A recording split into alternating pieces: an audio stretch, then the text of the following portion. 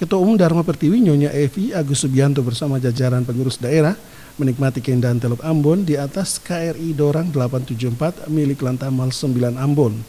Dalam perjalanan selama 20 menit menuju dermaga Kesatrian Tawiri, puluhan ibu-ibu prajurit ini kagum dengan keindahan Teluk Ambon.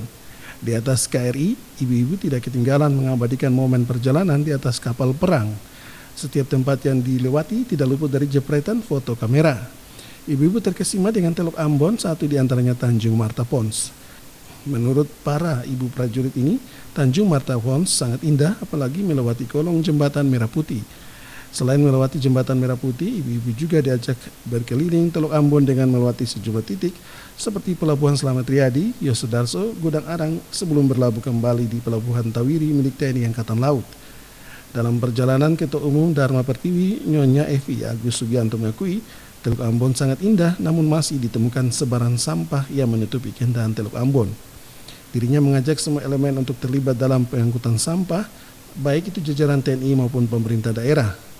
Dirinya berharap Teluk Ambon harus dijaga sehingga menjadi destinasi yang dikunjungi wisatawan mancanegara.